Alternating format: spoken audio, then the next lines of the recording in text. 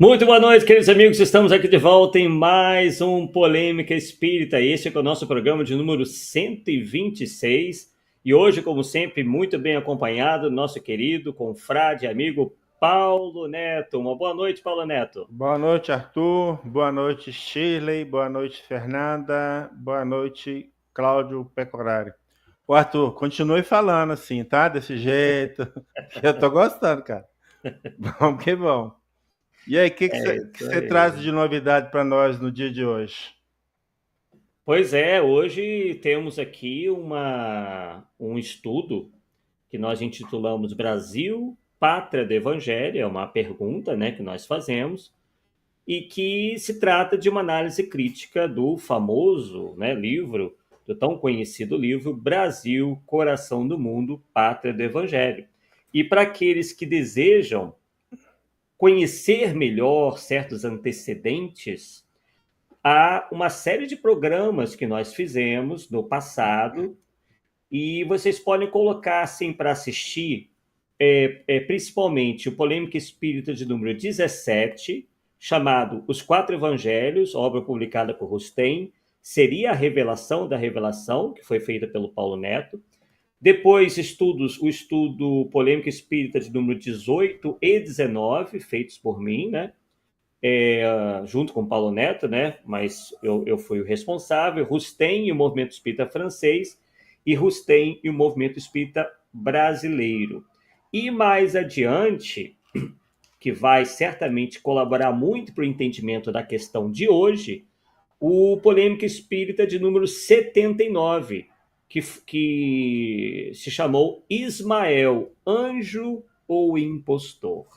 Então, para realmente quem deseja se aprofundar, e nós vamos dar várias outras, não várias, né, mas algumas outras dicas, né, de estudo, de livros, enfim, de artigos sobre essa temática na noite de hoje.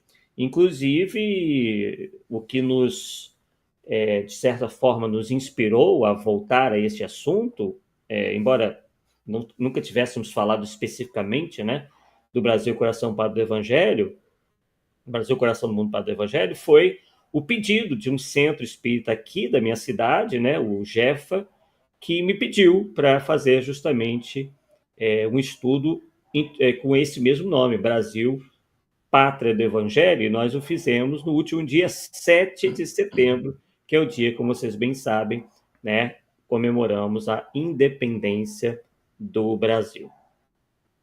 Bem, então vamos lá, vou aqui projetar para vocês os slides e devo chamar a atenção para nossa primeira dica, né, que inclusive o estudo de hoje nós retiramos muita coisa de lá, que é um artigo, né, muito interessante, assinado pelo Leonardo Marmo Moreira e pelo Jorge Hessen. Jorge Hessen, inclusive, que tem programa aqui na Rai TV, né? E também o Leonardo Marmo Moreira, nós vamos ver se entramos em contato com ele, para que ele mesmo, né, possa vir aqui falar sobre esse tema.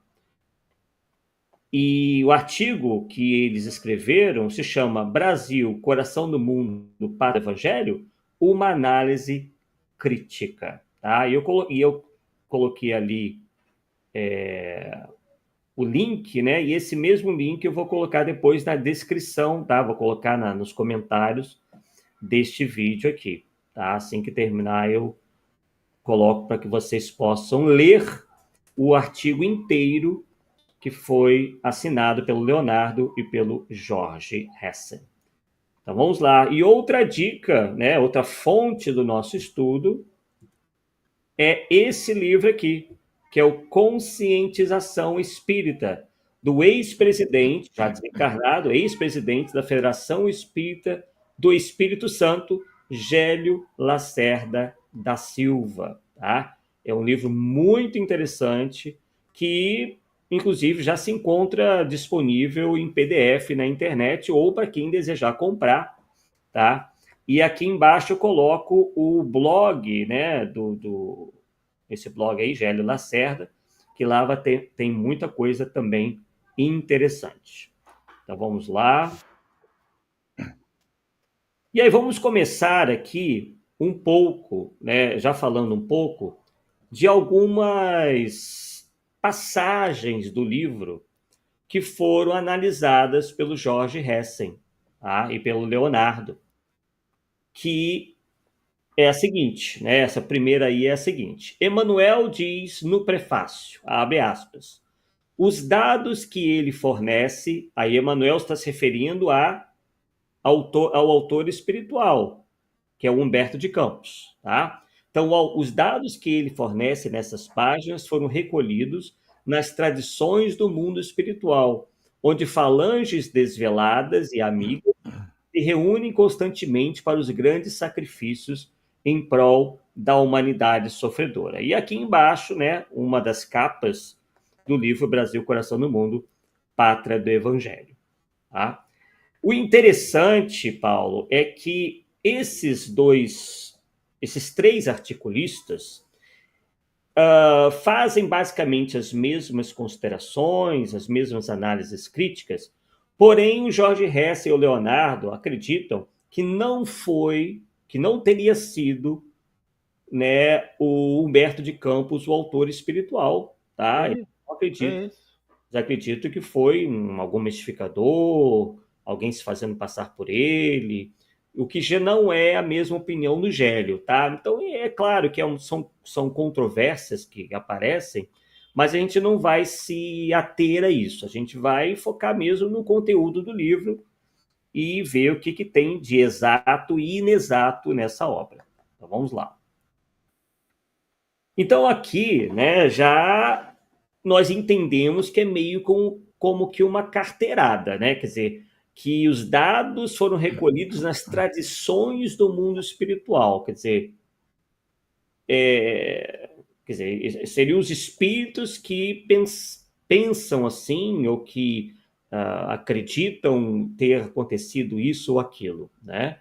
Então, de qualquer forma, isso não nos impede que façamos uma análise crítica da obra, né? Não é porque um espírito disse que é uma tradição do mundo espiritual, que isso foi recolhido da tradição do mundo espiritual, sabe-se lá o que vem a ser isso, que a gente tem que simplesmente, né, fechar os olhos e não fazer esse trabalho de análise, como sempre nos recomendou Allan Kardec. E aí tem uma passagem onde diz o seguinte: Eliu, disse a voz suave, meiga do mestre. Quer dizer, aí seria Jesus falando. Não, então, disse a voz suave, meiga do mestre, a um dos seus mensageiros, encarregado dos problemas sociológicos da Terra. Então, esse Eliu é identificado no livro como um espírito encarregado dos problemas sociológicos da Terra. E prossegue Jesus, o suposto Jesus aí do livro. Meu coração se enche de profunda amargura, vendo a incompreensão dos homens, no que se refere às lições do meu evangelho. Por toda parte é a luta fratricida, como polvo de infinitos tentáculos, a destruir todas as esperanças. Então, isso consta lá do livro. E aí, Paulo, o que você me diria de a gente entender essa frase de maneira literal? Porque tem o seguinte, né? Muita gente aposta na ideia de que essa é uma obra muito mais poética, muito mais voltado por uma narrativa poética. No entanto, como a gente acabou de ver, o Emmanuel diz que são dados, que são informações recolhidas do mundo espiritual. Então já Mas ele fala conciliar, tradições. né? A questão é saber que tradições são essas, porque na prática, aqui do nosso lado, tradições não quer dizer que é verdadeira, né? Tradição é tradição, crença é tradição, lenda é tradição, então eu não É, sei. Meio complicado. exatamente, exatamente. E aí a minha pergunta é para você, o que você acha, e também dos amigos do chat, né? Jesus se enchendo de profunda amargura, que história é essa? É possível um espírito dessa elevação se sentir amargurado, desanimado? Como é que é isso? É o espírito puro, cara, que sabe que a evolução, a nossa evolução é mínima, vamos dizer assim, ao longo dos séculos, né? Ou É. dos milênios, talvez. Uhum. Eu acho que não ficaria amargurado, né? No sentido assim, é uma tristeza profunda, né? Uhum. Agora, ele vem lá assim, por toda parte a luta fratricida com o povo de infinitos tentáculos. Essa expressão, cara, puxa vida, sei lá, viu? Sei lá. É. Não, não sei não. Eu não confio não. Um Que a tanto fonte seja, estranho. né? Quem ele diz que Uhum. é. Pois é. Então, os nossos confrades comentaram nesse artigo o seguinte: é estranho que Jesus pareça amargurado, desanimado. Aliás, no Evangelho, o próprio Jesus nos recomenda: neste mundo vos terão aflições. Contudo, tenham ânimo, eu venci o mundo. Isso está lá em João 16:33. E eles prosseguem. Portanto, esta atitude descrita na obra é contrária aos exemplos e ensinamentos do querido mestre. Quer dizer, ao mesmo tempo que ele passa essa mensagem de otimismo, de ânimo, ele, ao mesmo tempo, dá essa, né, tem essa fala onde ele se diz amargurado, desanimado, enfim, nesse estado de espírito aí. E aí prossegue. Jesus, porém, confiante por sua vez na proteção de seu Pai, não hesita em dizer com certeza e a alegria que traz em si: Eliu, afasta essas preocupações e receios inúteis. A região do Cruzeiro, onde se realizará a epopeia do meu evangelho, estará, antes de tudo, ligada eternamente ao meu coração. As injunções políticas terão nela atividades secundárias, porque, acima de todas as coisas, em seu solo santificado e exuberante, estará o sinal da fraternidade universal, unindo a todos os espíritos. E aí nós vemos os comentários, que essas palavras menosprezam o trabalho do restante do mundo, que também possui a tarefa de evangelizar toda a criatura, conforme recomenda o próprio Cristo no Evangelho. Então é que a gente encontra lá: ide por todo mundo, pregai o Evangelho a toda criatura. Está em Marcos 16:15. E também, portanto, ide, fazei discípulos de todas as nações. Mateus 28:19. Ainda tem outras ovelhas que não são deste aprisco. Também me convém agregar estas, e elas ouvirão a minha voz, e haverá um rebanho e um pastor. João 10:16. E esse evangelho do reino será pregado em todo o mundo, em testemunho a todas as nações, e então virá o fim. Mateus 24:14. E aí a pergunta: será que o Brasil terá condições de evangelizar o mundo inteiro sozinho, tornando-se o exemplo de país cristão? Isso não seria uma demonstração de vaidade patriótica? E a gente fica se questionando, né, Paulo? O que não pensaria um espírita argentino de uma obra como essa, né? Ai, caraca. Então é muito complicado esse tipo de colocação de palavras na boca de Jesus ainda por cima, e a gente meio que está retornando, né, com essa tese, a gente acaba retornando a história da Terra Santa, que o Brasil seria uma espécie de nova Terra Santa, e a gente sabe o problema que isso acaba gerando, né? Arthur, a Revista Espírito de 1860, mês de abril, Sim. tem uma parte lá que foram publicados vários conselhos, né? O Conselho dos Espíritos, e tem duas mensagens assinadas por Espírito de Verdade. Vamos ver o início da segunda. A França leva o estandarte do progresso e deve guiar as outras nações. Provam-no os acontecimentos passados e contemporâneos. Fostes escolhidos para seres o espelho que deve receber e refletir a luz divina, que deve iluminar a terra, até então mergulhada nas trevas da ignorância e da mentira. E aí? Uhum. Como é que fica? É.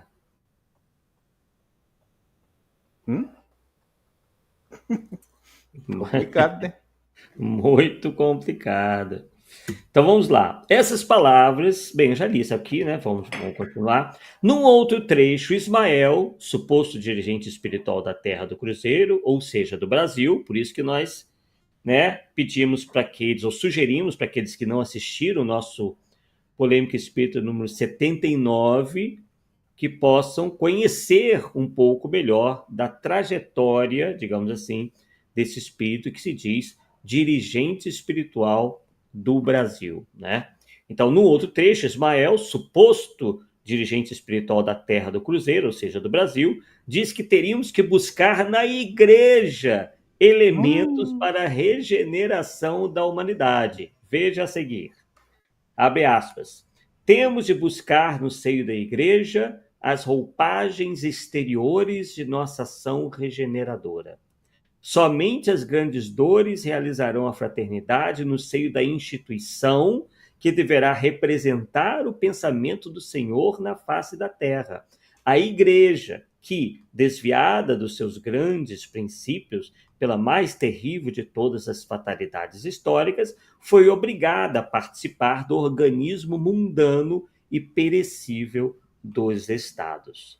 Então, nós vemos, no mínimo, uma contradição, né? Além da contradição de uma obra espírita, né, que a gente vai ver daqui a pouco,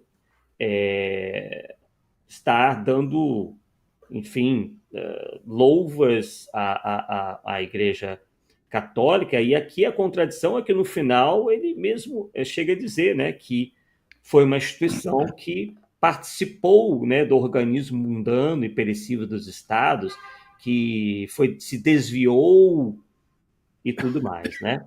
Então isso, Paulo, é muito parecido, né, com aquilo que nós vemos na obra de Rustem. Você deve lembrar disso, né? Onde Rustem fala que o Papa é a figura mais importante, a figura que deve ser seguida, principalmente quando chegarem os tempos, que o Papa vai ser o líder maior, etc, etc. Então ele repete, né, o mesmo conceito, só que com outras palavras. E aí, segundo Allan Kardec, o Espiritismo é chamado a desempenhar imenso papel na Terra. Ele reformará a legislação ainda tão frequentemente contrária às leis divinas. Retificará os erros da história. Restaurará a religião do Cristo, que se tornou, nas mãos dos padres, objeto de comércio e de tráfico vil. Instituirá a verdadeira religião, a religião natural, a que parte do coração e vai diretamente a Deus, sem se deter nas franjas de uma sotaina ou nos degraus de um altar. Isso está lá em Obras Póstumas, segunda parte, Futuro do Espiritismo. Então vemos que é contraditória a proposta de que os espíritas devam buscar seguir as tradições de culto exterior da Igreja, e isso consta no livro Brasil, Coração do Mundo, Pátria do Evangelho, que alguns, Paulo, chegam a dizer o seguinte, para defender a obra, né? Porque lá, a gente vai tratar disso ainda hoje, tem uma, e daqui a pouquinho, né? Tem uma menção a Rustem lá. E alguns ficam batendo na tecla de que aquilo tivesse sido, ou teria sido, uma interpolação. Isto é, teria sido colocada lá depois que Chico Xavier psicografou. Só que a questão não está só nessa menção a Rustem. O pensamento rustenista está do início ao fim nessa obra, né? Nesses detalhes todos, até na linguagem mesmo, falando de arcanjos, serafins, querubins, quer dizer, é uma obra muito mais para o catolicismo, tal como a gente vê em Rustem, do que para o espiritismo. Além disso, segundo os espíritos superiores, o homem não é fatalmente conduzido ao mal. Por que isso está sendo dito aqui? Porque aqui na mensagem ele está dizendo, que a igreja foi obrigada a participar do organismo mundano e perecível dos estados. Quer dizer, e ali está dizendo, os atos que pratica, ou que os homens praticam, né, não estavam escritos. Os crimes que comete não são o resultado de um decreto do destino. Ele pode, como prova e como expiação, escolher uma existência que se sentirá arrastado para o crime, seja pelo meio em que estiver situado, seja pelas circunstâncias supervenientes. Mas será sempre livre de agir como quiser. Assim, o livre-arbítrio existe no estado de espírito, com a escolha da existência e das provas, e no estado corpóreo, com a faculdade de ceder ou resistir aos arrastamentos a que voluntariamente estamos submetidos. Isso está em Livro dos Espíritos, item 872. Portanto, a história mostra que os líderes religiosos cederam à tentação de compactuar com o poder humano, ocasionando graves prejuízos para a divulgação do verdadeiro cristianismo. Então não tem essa história, não existe essa história dentro do espiritismo de que alguém ou que um grupo de pessoas sejam obrigados a fazer o mal. No outro trecho, o autor comenta sobre os missionários que auxiliaram o codificador E, Allan Kardec. E aí eu vou relembrar para que vocês deem uma olhadinha, quem ainda não assistiu, ao nosso Polêmica Espírita, aos nossos, né, programas de número 17, 18 e 19, onde tratamos da questão de J.B. Rustem. Então consta lá, no Brasil, Coração do Mundo, Pátria do Evangelho. Segundo os planos de trabalho do mundo invisível, o grande missionário, no caso Kardec, no seu maravilhoso esforço de síntese, contaria com a cooperação de uma pleiade de auxiliares de sua obra. Até aí, tudo bem. Designados particularmente para coadjuvá-lo. E aí é que começa, né? Nós vemos aqui o problema. Nas individualidades de João Batista Rustem, aqui ele aportuguesou o nome, né? Que organizaria o trabalho da fé. Paulo, João Batista Rustem, como diz ali, organizou o trabalho da fé, na sua opinião? caraca, sem chance, cara. Sem chance.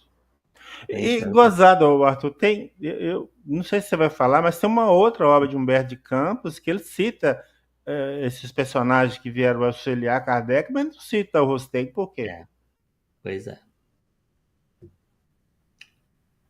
Problemas, né? Tem que saber. A questão do Rosten, o negócio é tão sério que a médio dela, inclusive está na revista Espírita, tem correspondência com Kardec, esqueci o sobrenome dela aqui, Uhum. Collignon, qualquer coisa assim, é Madame isso? Collignon, é. Madame Collignon. Ela recebia mensagem que ela não concordava.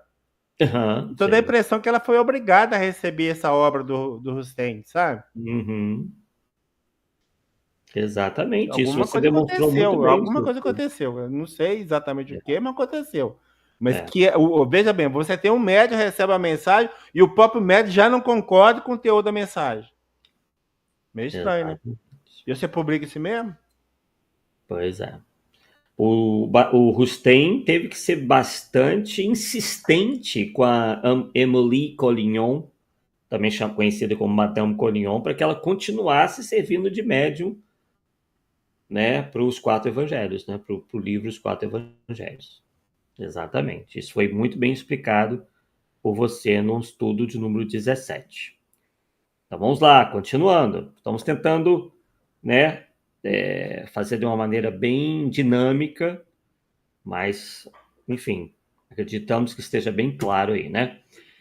E aí, o Jorge Hessen, né, e os demais disseram, realmente, Leon Denis, 1846-1927, Gabriel Delanne e Camille Flammarion foram os principais continuadores do espiritismo após a morte do codificador. No entanto, Allan Kardec era contrário à hipótese de Jean-Baptiste Rustem, que afirma em sua obra Os Quatro Evangelhos que Jesus era um agênere, isto é, em vez de um corpo carnal, teria apenas um corpo fluídico, tendo todas as aparências da materialidade. Diante desse fato, como Rustem pode ser considerado um colaborador espírita, um auxiliar do codificador? E aí, Paulo, eu aproveito para lembrar além dessa teoria maluca do Jesus a gênero, que foi uma verdadeira farsa, né? Porque ele não teria sentido dor nenhuma, e até a amamentação teria sido uma verdadeira farsa, né? Maria achava que estava amamentando e os espíritos desviavam o leite para algum outro lugar, porque na verdade o corpo ali não era carnal, né? Eu lembrei lá no Jefa, no último 7 de setembro, sobre a teoria dos criptógamos carnudos, onde no livro Os Quatro Evangelhos é dito que aqueles que caíram pelo ateísmo podem e reencarnam como criptógamos carnudos, isto é, autênticas lesmas. Paulo, você gostaria de reencarnar como lesma, Paulo? Nem morto, eu fico lá em cima, cara. O detalhe aí, Arthur, só rapidinho, se o Jesus tinha um corpo fluídico, lascou, porque você não mata um corpo fluídico. Uhum. Nada que a gente faça fere de morte, vamos dizer assim, um corpo fluídico. Pois justamente para ser fluídico. Um corpo de carne, sim, mas um fluídico, não. E quem fala não somos nós, não sou nem eu. Kardec fala isso. Então, como que é que Jesus foi pregado na cruz e morreu na cruz? Que só queria entender. Exatamente. Esses problemas os sustenistas não resolvem, né? Eles tentam explicar de uma maneira, mas de uma maneira completamente racional, fazem um malabarismo tremendo, né, para tentar explicar essa questão toda. Terrível, realmente, né? E aí, na Revista Espírita de 1866, Allan Kardec mostra que conhecia os quatro evangelhos de Rustem e fez uma crítica sobre esta obra. Ele diz o seguinte, na Revista Espírita, em junho de 1866, o autor desta nova obra julgou o dever seguir outro caminho, quer dizer, é um caminho diferente do que Kardec seguiu. Em vez de proceder por gradação, quis atingir o fim de um salto. Convém, pois, considerar essas explicações como opiniões pessoais dos espíritos que as formularam, opiniões que podem ser justas ou falsas e que, em todo caso, necessitam da sanção do controle universal. Quer dizer, Kardec não aceitou o que lá consta em quatro evangelhos até que essas teses fossem sancionadas ou recebessem a sanção, né, do controle universal. Então, muito tempo se passou e o que a gente vê é que os espíritos não vêm confirmando, né, essas teses bastante estranhas dos quatro evangelhos. E, até mais ampla confirmação, não poderiam ser consideradas como partes integrantes da doutrina espírita. Mas o que aconteceu, Paulo, aqui no Brasil, quando chegam as obras de Kardec e com as obras de Kardec chega também a obra de Rustem?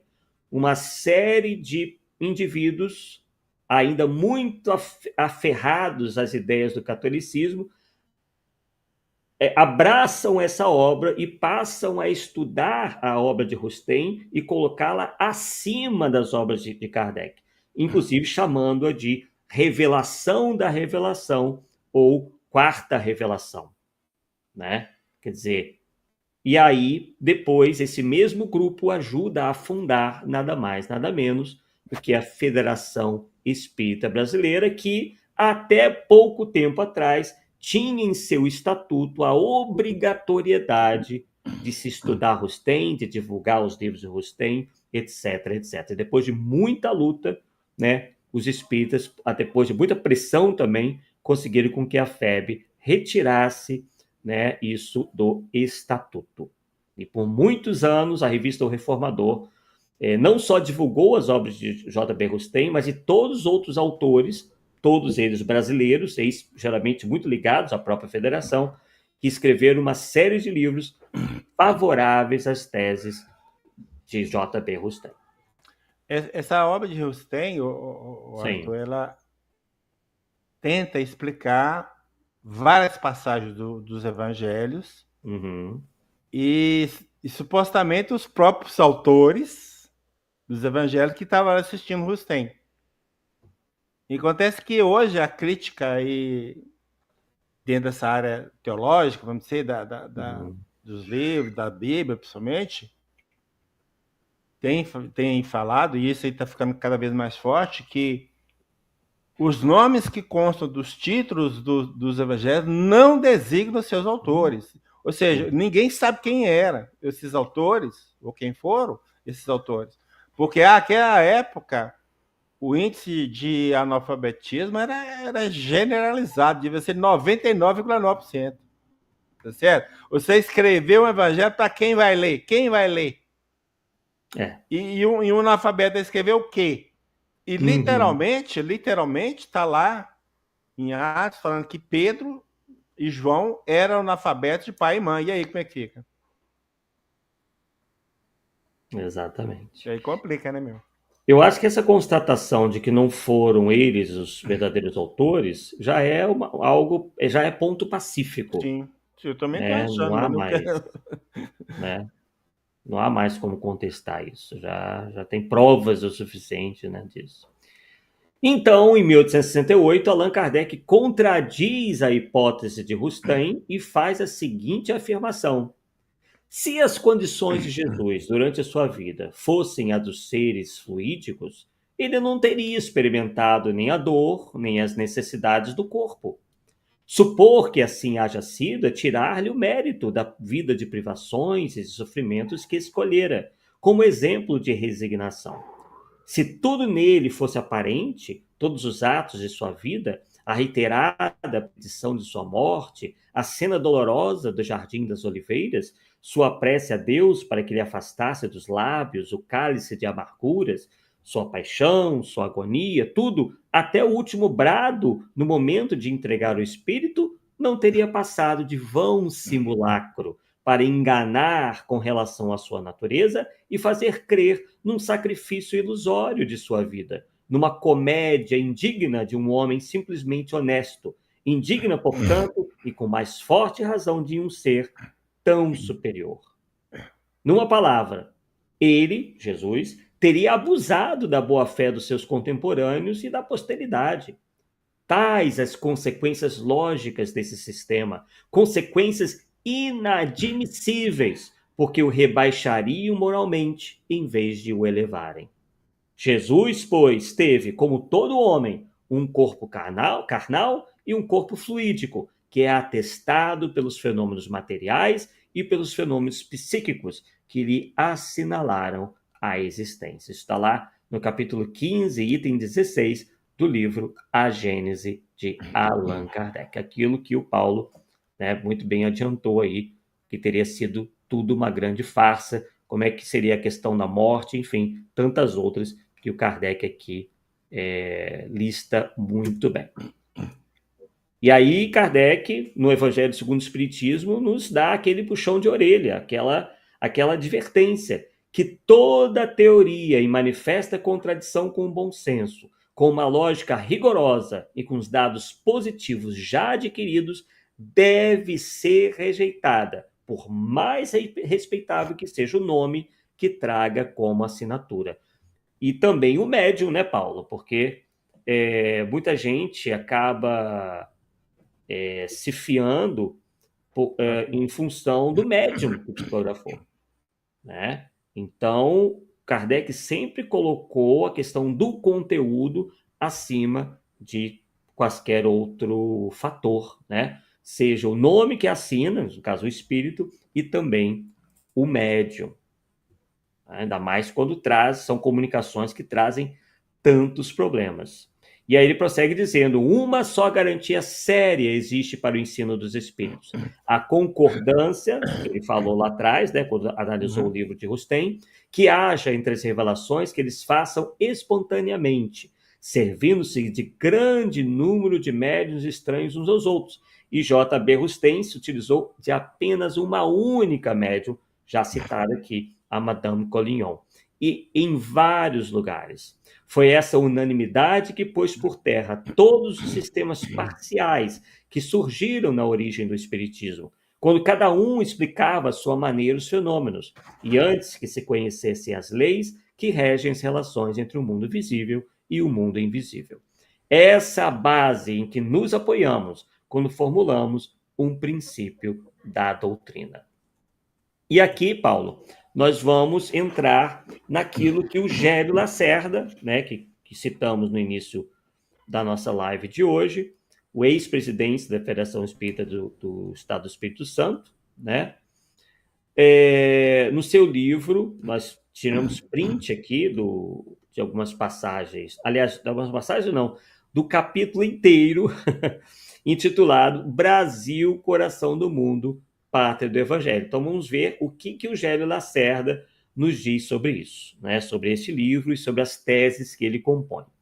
E ele começa dizendo que no livro Brasil, Coração do Mundo, de Humberto de Campos, médium Chico Xavier, edição FEB, se lê que Allan Kardec contaria com a cooperação de uma pleiade de auxiliares, aquilo que nós já lemos para vocês, né? Aí ele diz, a inclusão de Rustem nessa pleiade de auxiliares de Kardec causou surpresa e decepção aos espíritas estudiosos e conhecedores do espiritismo. Ficou meio fora ali, né? Deixa eu ver se eu consigo... Deixa eu ver se eu consigo aqui, peraí. Ficou meio fora ali. Deixa eu ver se eu... ali, ó, já vimos ali. E conhecedores do espiritismo, que manifestaram de público seus protestos. Então, Paulo, o que a gente está vendo aí, que essa estranheza não é só sua, não é só minha, já vem de muitos e muitos anos, décadas já, né? Muitas décadas. Em um livro O Verbo e a Carne, de Júlio Abreu Filho e Herculano Pires, registra a questão levantada pelo confrade Dr. Henrique Andrade, em Aurora, número 191, de 1º de abril de 1949, estranhando que no livro Crônicas de Além Túmulo, publicado apenas um ano antes do Brasil, Coração do Mundo, Humberto de Campos se referisse aos colaboradores de Kardec, os mesmos citados nesse segundo livro, aquilo que você adiantou, Paulo, Isso, mas com exclusão de Rustem. Quer dizer, esse livro, na verdade, teria vindo antes, né? Então, enfim. E comenta Júlio Abreu Filho. Agora Rustem passou a perna naqueles 3 grandes vultos. É incrível que o espírito do ativo maranhense, no caso Humberto de Campos, tivesse cochilado na primeira... Vou ver aqui... Na primeira mensagem. Quer dizer, né? Ele na primeira mensagem não cita Rustem, vem a citar só depois. Como poderia ignorar, como ignorou, a segunda figura do Espiritismo, conforme a sua classificação, e que a FEB hoje coloca ombro a ombro com Allan Kardec, se não um pouco acima? Né? Aquilo que nós comentamos, que a FEB, em determinado momento, as suas lideranças colocaram a obra de Jean-Baptiste Rustem acima das obras fundamentais da doutrina espírita de Allan Kardec. O impacto da inclusão do nome de Rustem para tão alta investidura é idêntico àquele que ocorre na opinião pública mais esclarecida, quando alguém é guindado a importante cargo público por apadrinhamento, e se sabe que o favorecido não reúne as qualidades exigidas para a função. É o que se chama tráfico de influências. Lá, no plano espiritual que mais próximo nos cerca, como aqui na Terra, as coisas nem sempre são diferentes. A prova de que Humberto de Campos não se sentiu seguro ao incluir o nome de Rustem no seu citado livro está no fato de que escreveu Batista Rustem, forma essa que não se encontra em nenhuma outra parte. Vence simplesmente Rustem, abreviado J.B. Rustem, em francês Jean-Baptiste Rustem, ou em português João Batista Rustem. Tanto isso é verdade que a FEB, nas edições seguintes do livro, mudou o nome para João Batista Rustem. Cabe aqui a advertência de Allan Kardec. Sabemos que os espíritos estão longe de possuir a soberana ciência e que se podem enganar, que por vezes emitem ideias próprias, justas ou falsas, que os espíritos superiores querem que o nosso julgamento se exercite em discernir o verdadeiro do falso, aquilo que é racional daquilo que é ilógico. É por isso que nada aceitamos de olhos fechados. Assim, não haveria ensino proveitoso sem discussão. Mas como discutir comunicações com médiuns que não suportam a menor controvérsia, que se melindram com uma observação crítica, com uma simples observação, e acham mal que não se aplaudam as coisas que recebem, mesmo aquelas inçadas de grosseiras heresias científicas? Problema, né, Paulo, que perdura até hoje, né? Sim. Médiuns aí que se enfesam, processam os outros porque suas mensagens foram aí analisadas. E isso consta lá da Revista Espírita de junho de 1862. E aí, um problema sério, né? Porque Kardec lá, ele não fazia nem questão de citar o médico que trouxe comunicação, pela minha maioria, né? É claro que alguns lá que ele cita na Revista Espírita, mas a maioria não cita. No livro dos Espíritos, os médios tais participaram dessa obra. Aqui, o primeiro livro que o Espírito publicou, já publicou o nome do médio atrás, então, fica difícil, né? Exatamente. E aí prossegue Gélio Lacerda. Sob o título O Grande Missionário, Humberto de Campos dedica 5 páginas do seu livro Crônicas de Além Túmulo, enaltecendo o trabalho missionário de Allan Kardec, e finaliza assim. Então perceba que o que o Gélio Lacerda diz é que houve uma interpolação. Sim. Tá? Então, quer dizer, que o Humberto de Campos não teria realmente abraçado as ideias de Rustem. Só que, e aí a gente pode constatar que esses grupos iniciais aí de espíritas já diziam, antes mesmo da publicação desses livros, ter comunicação espiritual com Humberto de Campos.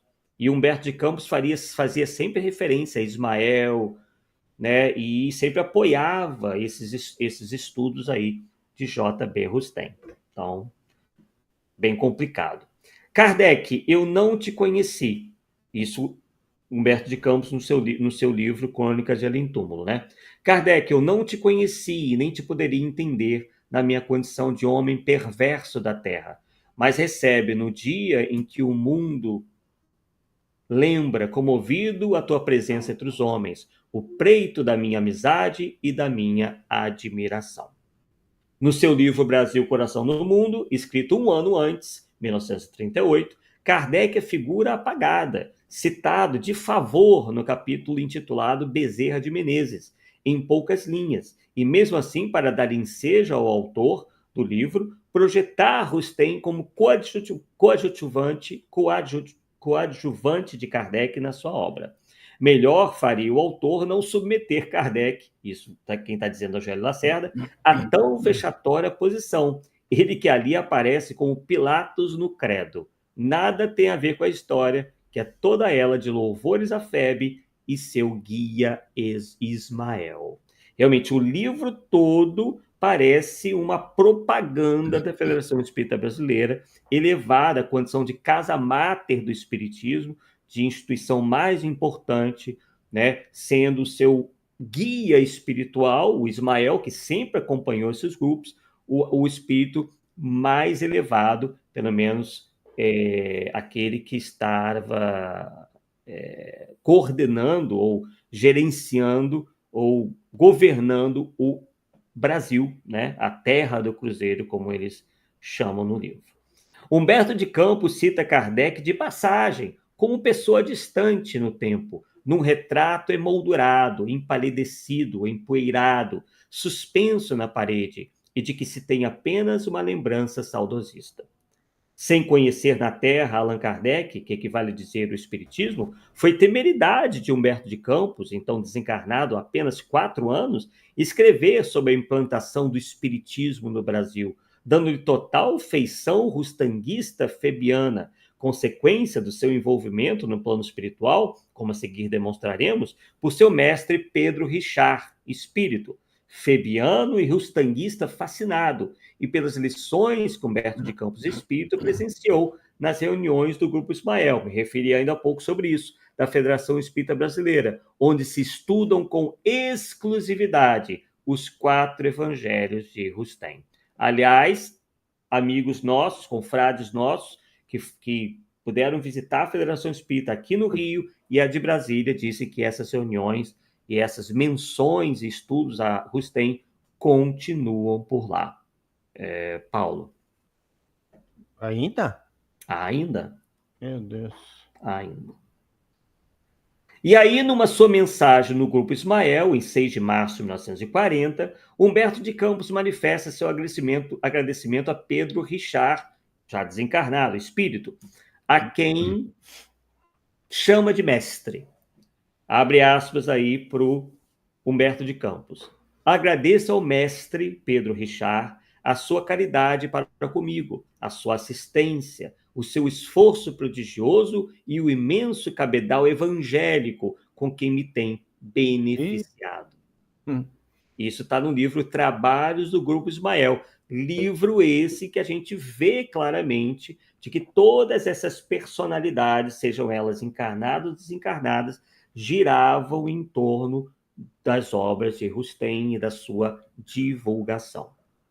Além das aulas ministradas pelo seu mestre Pedro Richard, espírito, Humberto de Campos também se instruiu nas reuniões do Grupo Ismael, que se realizavam às quartas-feiras da FEB, com o que ele se transformou em mais um discípulo de Ismael. E diz lá, se é verdade que as reuniões das quintas-feiras na Academia Brasileira de Letras eram o último encanto intelectual dos derradeiros dias de minha vida, agora minha nova alegria verifica-se às quartas, quando, de nossas assembleias deliciosas e amigas, no Templo de Ismael. Isso está lá no livro Novas Mensagens, um livro muito conhecido, né, de autoria espiritual de Humberto de Campos, médium Chico Xavier. Mostremos o perfil, prossegue o Gélio, perfil doutrinário do mestre de Humberto de Campos, o fascinado rustenguista Pedro Richard.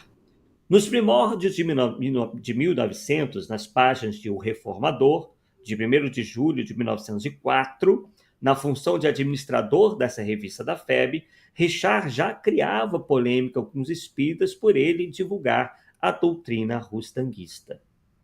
E aí o Richard dizendo, doutrina, pretextos de discórdia. Não foi por todos, infelizmente, compreendido o pensamento que nos inspirou ao publicarmos nestas colunas, em mais de uma ocasião, os escritos com que procuramos contribuir para o estudo e a compreensão do papel do Divino Mestre em sua missão e em sua excelsa personalidade. Quer dizer, toda vez, Paulo, que os rustenguistas falam de Jesus, eles aproveitam para falar da questão do corpo fluídico. Né? É uma fascinação, assim, é uma cisma, né? De quanto eles realmente insistem em a todo momento que podem falar dessa questão do Jesus fluídico.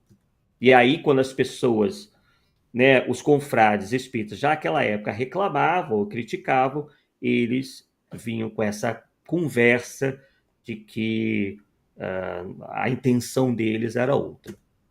Historiemos os fatos para melhor entendimento do que vai se ler.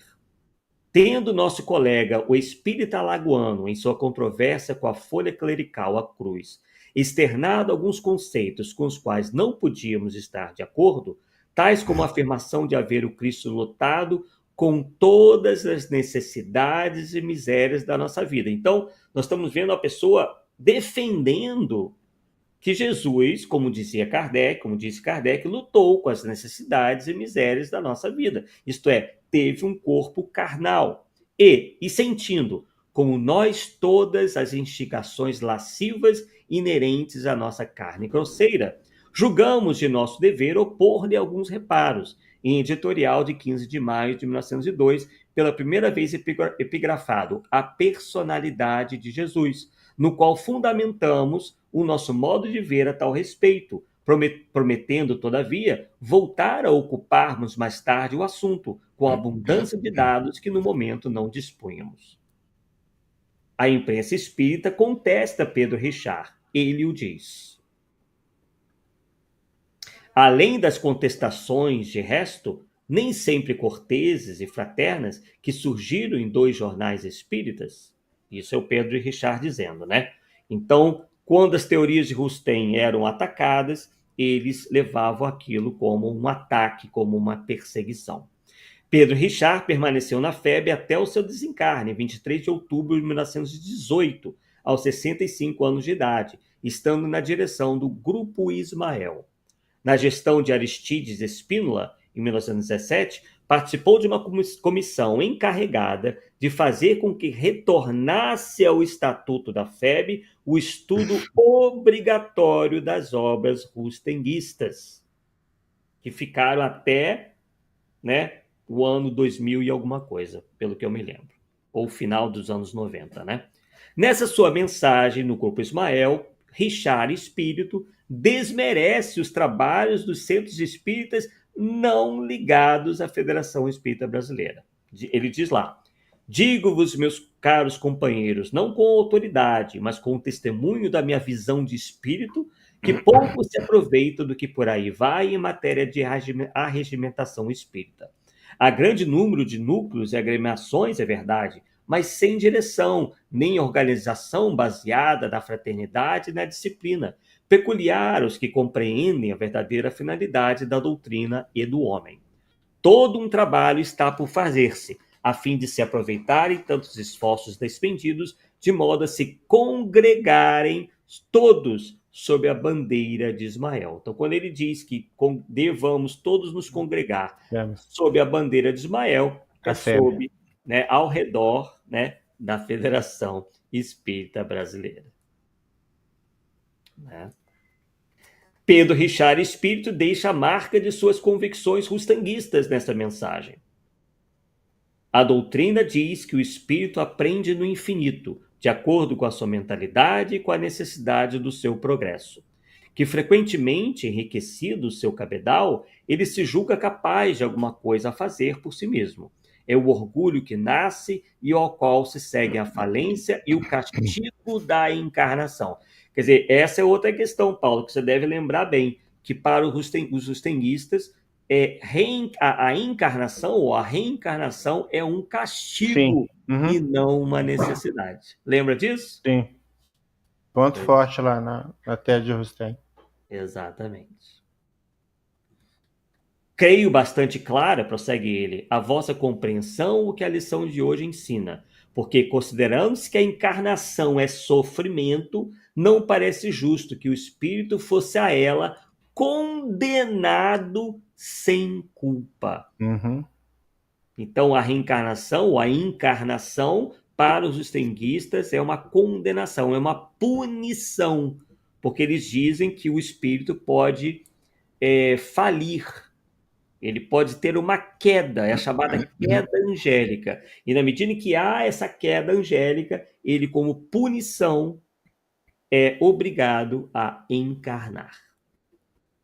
Isso é espiritismo, Paulo Neto? É isso que a gente aprende com o espiritismo? Nada a ver, né? É uma outra coisa.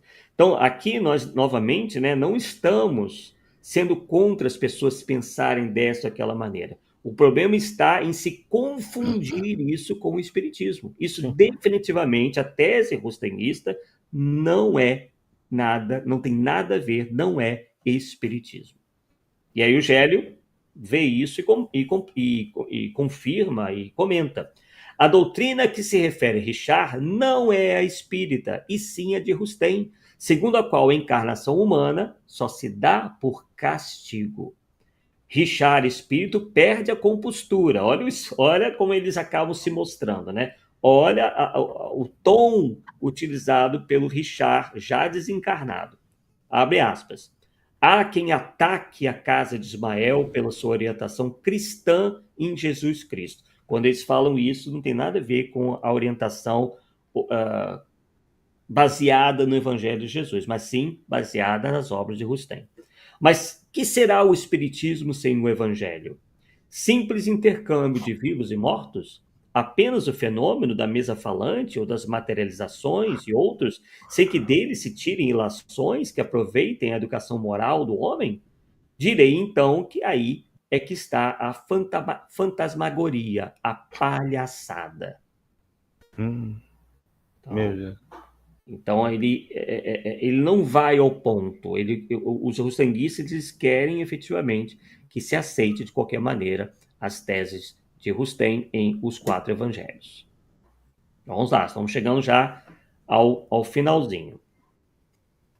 Temos algumas coisas para ler, mas vamos lá. Linguagem sofística de Richard, porque o espírita reconhece a moral cristã para nortear-lhe os passos. E o que se contesta na FEB é o seu pseudo-espiritismo cristão, inspirado na ideologia rustanguista, divergente de Kardec. A sua pergunta, que será o espiritismo sem o evangelho? Responderemos: o espiritismo possui um código moral, que são as leis morais contidas no Livro dos Espíritos, que dão ao espiritismo identidade própria. A moral cristã, que diga-se, é a moral universal, está toda ela embasando os ensinamentos dos espíritos veiculados nos livros de Allan Kardec. Por fim, Richard Espírito profetizando.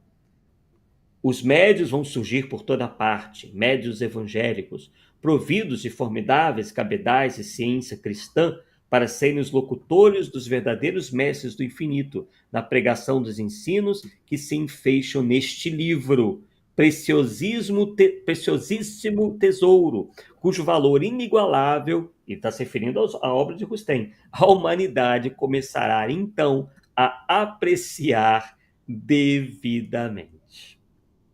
Malogrou-se a profecia de Pedro Richard, porque ele se refere aos quatro evangelhos de Rustem, que por mais que a FEB os queira impingir aos espíritas, estes, quando muito, os leem, mas a maioria permanece com Kardec. Decorridos 53 anos, quer dizer, até passou mais tempo, né? Porque o Eugélio escreveu esse livro no final da década de 90. Decorridos 53 anos dessa frustrada profecia, a propaganda rustanguista da FEB continua cada vez mais intensa, agora com o senhor Juvanir Borges de Souza na presidência da FEB, constituindo-se, entretanto, em tiros de festim, por ser vazia de conteúdo, de essência. Conclui-se, diante dos fatos narrados, que Humberto de Campos, recebendo cultura evangélica de Pedro Richard, seu mestre, rustanguista na terra e no além, e ainda nas reuniões do Grupo Ismael, na sede da FEB, onde se estudam com exclusividade os quatro evangelhos de Rustem, não teve outra alternativa senão a que o seu livro apresenta. Uma história de ficção literária, aí ele está voltando a falar do Brasil, Coração do Mundo, Pátria Evangelho, dizendo que é uma história de ficção literária, tendo por herói o anjo Ismael, guia da FEB, promovido a responsável pela implantação do espiritismo rustanguista no Brasil, que conversa distraído com um Jesus alienado que ignora a localização do Brasil e se informa com Eliu. Onde fica, querido Eliu, nessas terras novas, o recanto planetário do qual se enxerga no infinito o símbolo da redenção humana? Então, Paulo apresenta um Jesus alienado, um Jesus que não passou nas aulas de geografia e que não sabe nem onde é a localização do Brasil, que, segundo eles mesmos, é o coração do mundo e a pátria do Evangelho. Faz sentido isso? Se ele não conhecia onde que estava o país que seria a pátria do Evangelho, aí que lascou, né, cara? Exatamente.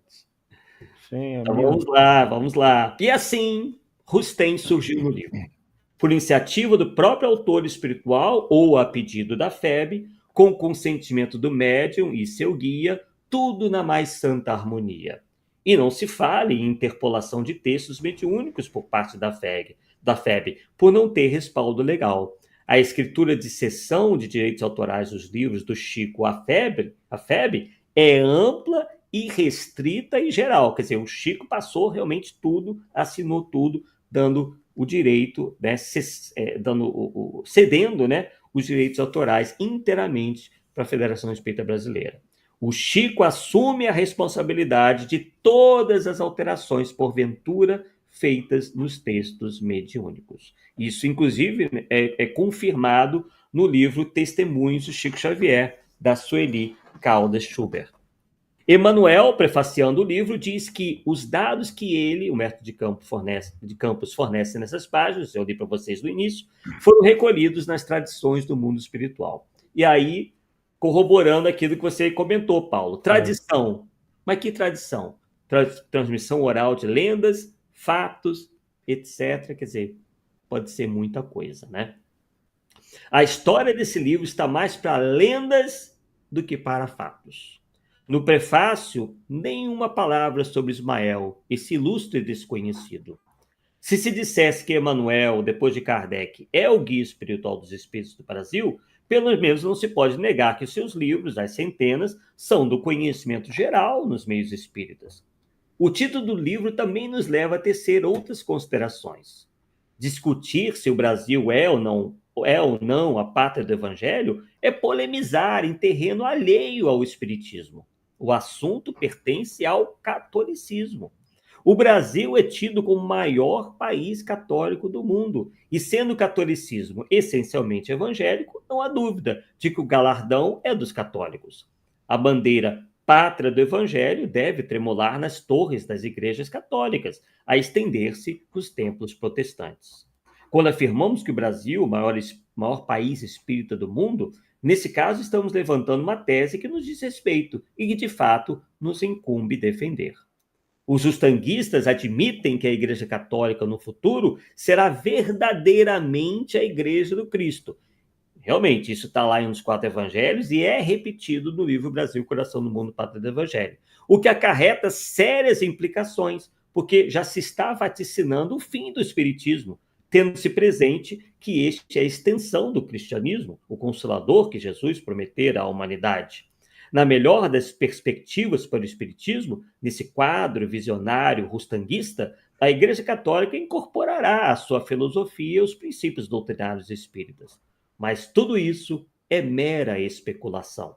Eis o que se lê sobre esse assunto nos 4 evangelhos de Rustem. Abre aspas.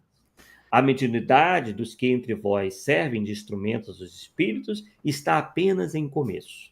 Mas, contrariamente ao que sucedeu na época dos discípulos, os vossos médios só entrarão no gozo completo de suas faculdades mediúnicas quando estiver entre os homens o regenerador, espírito que desempenhará a missão superior de conduzir a humanidade ao estado de inocência, isto é, ao grau de perfeição que ela tem de chegar.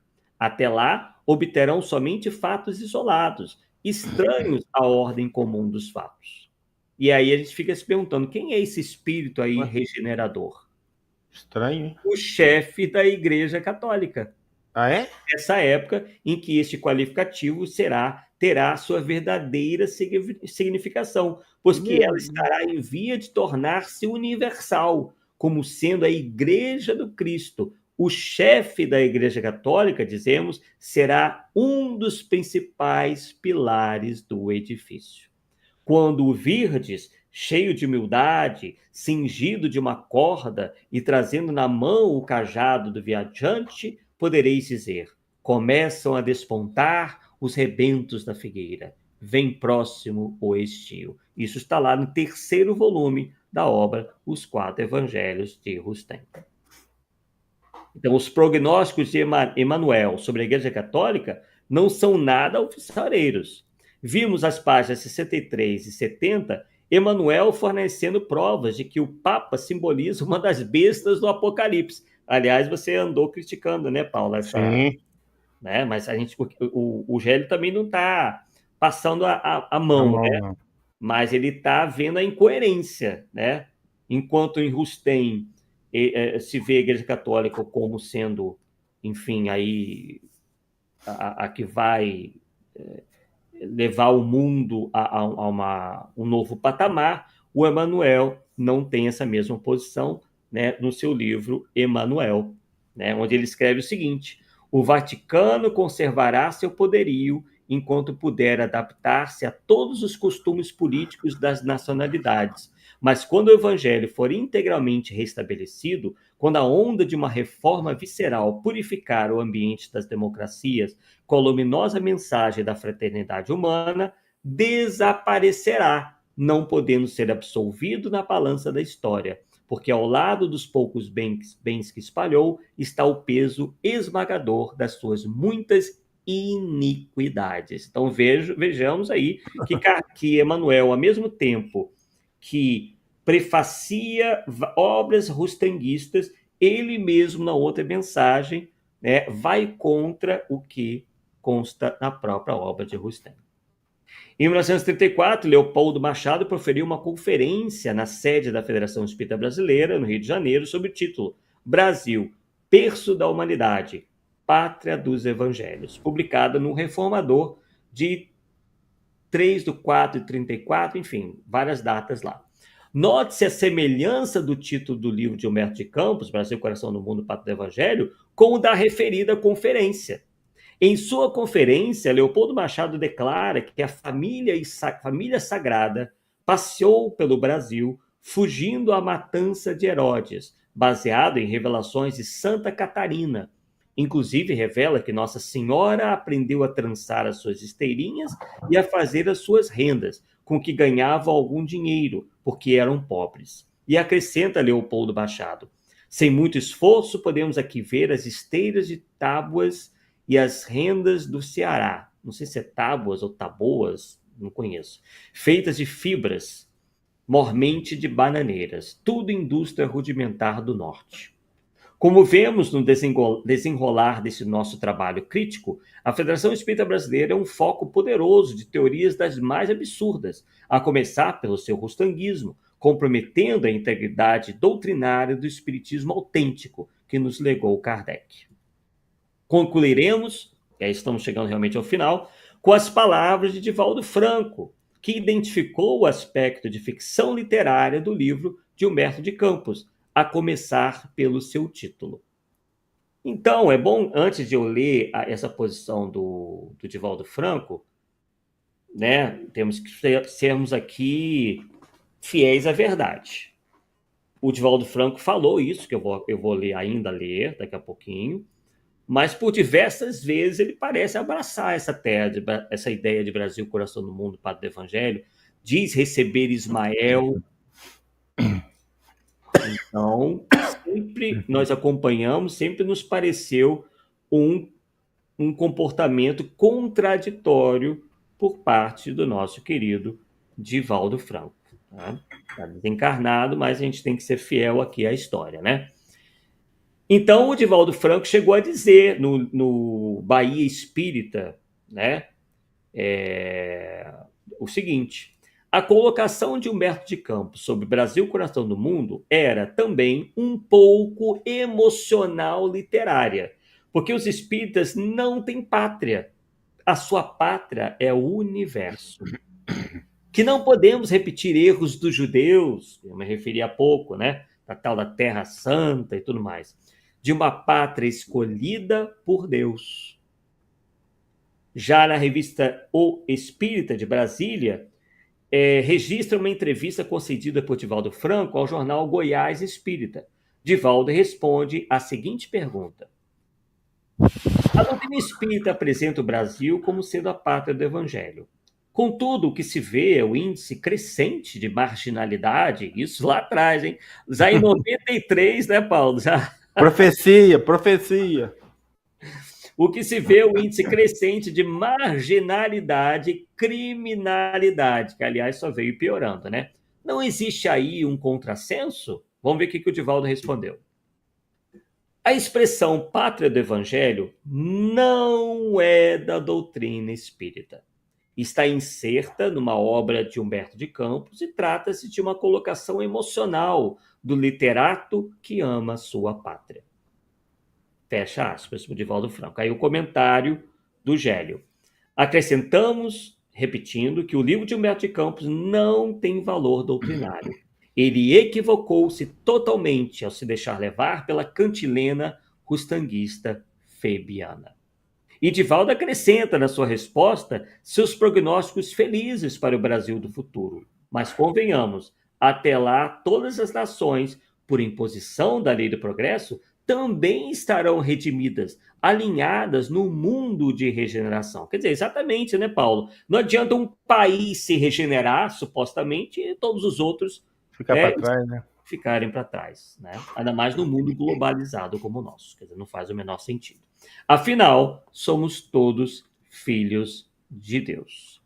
E aí, então, né, encerramos esse nossa parte aí do Polêmica Espírita. E é bem possível, Paulo, que nós voltemos aí, vamos conversar com os nossos confrades. Jorge Hess, eu acredito, eu já fiz o convite para ele, mas esse horário ele não pode, né? Mas acredito aí que o nosso confrade vai aí, deixa eu voltar aqui, né? O Leonardo, né? O Leonardo, vou conversar com ele, vou convidá-lo para que ele possa falar sobre esse artigo, né? Brasil, Coração no Mundo, Pátria do Evangelho, que é um artigo que nós retiramos apenas alguns trechos, mas que se mostrou realmente bastante interessante, né, na análise dessa obra, que até hoje, né, é vista, Paulo, como uma obra basilar do movimento, né? Enfim, vários confrades falando dela e reforçando isso e aquilo, e ela, né, tem aí todos esses problemas e há muitos outros que aqui nós não tivemos tempo para comentar, mas assim, retiramos realmente os mais impressionantes. Para mim ela já pecou pela referência a Rosten como auxiliar, né? Como auxiliar de Kardec na divulgação da doutrina, porque tem nada a ver, Kardec desceu a lenha sem dó, tá? Na primeira fala sobre a obra de Rosten, falou, ó, porque na verdade ela foi publicada em francês em três volumes, né? Aqui no Brasil tem a edição são 4.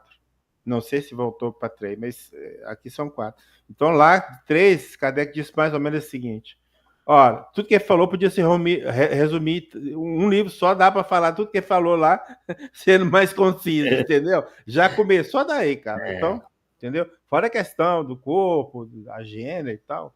Então, você vê que não dá para aceitar. É muito fácil, assim, e isso aí a gente muitas vezes acontece até com a gente mesmo, né? Que a gente entra no espiritismo, lê um punhado de coisas, fica encantado com as obras, mas à medida que o tempo vai passando, que você vê as incoerências de certos autores, por exemplo, aqui você acaba abandonando. O Brasil, Coração do Mundo, Pátria do Evangelho, eu nem cito mais. Pode ser que algum texto da passagem eu tenha citado, mas hoje eu não cito. E outras obras aí eu nem cito. E se eu pegar algum texto antigo que tiver lá, eu tiro. Entendeu? Eu tiro, porque sai de baixo, cara. Não dá, não. Sinto muito. O que eu noto, Paulo, é que somente indivíduos assim, muito ligados à FEB, né, é que ainda continuam tendo esse livro como referência, e, enfim, falando de Ismael. Isso tudo parece que aos poucos foi caindo por terra, né? Sim. Eles estão defendendo causa própria, né? Como se diz. Sim. Porque houve muitos, né? Teve o Júlio Abreu, o Herculano Pires, Nazareno Tourinho, e tem vários expoentes, né? Foram fazendo esse trabalho aí de apontar, né, as falhas gritantes dessa obra, A Luz da Doutrina Espírita. E aí isso foi chegando cada vez mais ao conhecimento dos espíritas de maneira geral, que não estão afinizados com essa linguagem também, uma linguagem muito diferente da linguagem espírita, é uma linguagem muito religiosa, muito místico-católica, né? O tempo inteiro, e sem contar essas referências a Jesus, corpo fluídico, encarnação como punição, né? A ofensa, digamos assim, ao princípio da não retrogradação, porque na medida que você diz que alguém, um espírito, é capaz de encarnar no corpo de lesma, você está defendendo nada mais, nada menos do que a mente em psicose. Sim. E aquilo que você falou também, 2 vezes você mostrou, e a questão da valorização da Igreja Católica como a líder espiritual, vamos dizer assim, da humanidade, sem a mínima possibilidade, cara. Sem a mínima. O espírito pode não ser, tudo bem, mas a Igreja Católica também não. Tipo assim, o teu passado te condena, né? Por aí. Exatamente. Por mais respeitável que seja, né? Nós sabemos que muitos grandes espíritos passaram pela Igreja Católica, né? Deixaram um legado muito interessante, só que no geral, realmente fica difícil, né?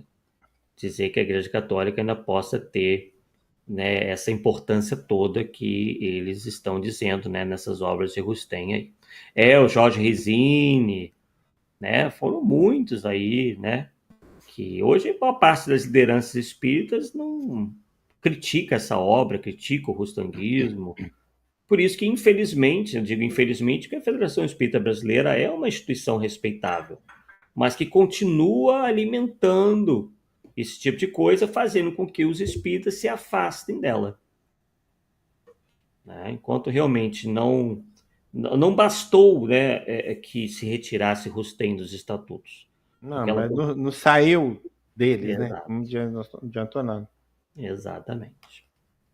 Bem, mais algum comentário, Paulo? Só comentando que a questão da febre, parece que ela é complicada, ele não sabe o que acontece lá. Por exemplo, igual o caso que eu falei do livro A Crise da Morte de Ernesto Bozano, né, que no original são 30 casos. O livro que ela publicou, a tradução que ela publicou aqui, né, a Feira Tradução publicou aqui, são só 17, cara. E não fala nada. Sim. E depois, a recente, descobriu que o livro Depois da Morte, do Leon Denis, ele não está na última edição publicada por Leon Denis quando vivo, que é de 1909. Eu não sei a data que eles traduziram, da FEB, esqueci de olhar, mas essa aqui da CELD é 1909, é a última obra publicada por Leon Denis, que fez a modificação e acréscimo nas anteriores. Então, o que vale? De uma última obra, não tem jeito. Sim. Não tem jeito. E sem falar nada, sem, entendeu? É triste. Porque pelo menos você avisa o autor, o autor não, os leitores.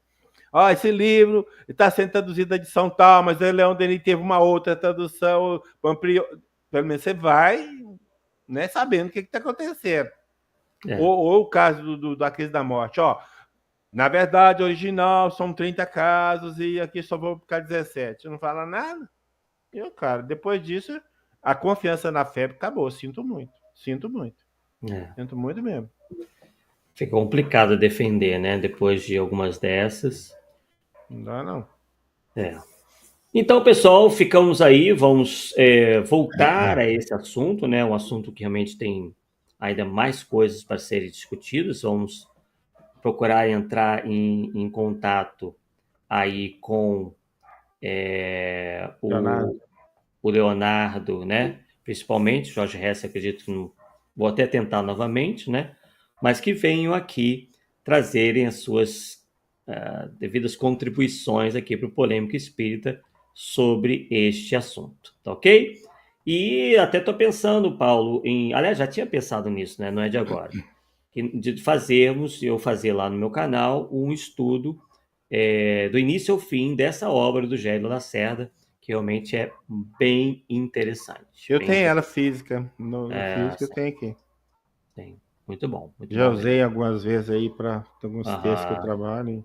Sim, ótimo. O cara é bom, né?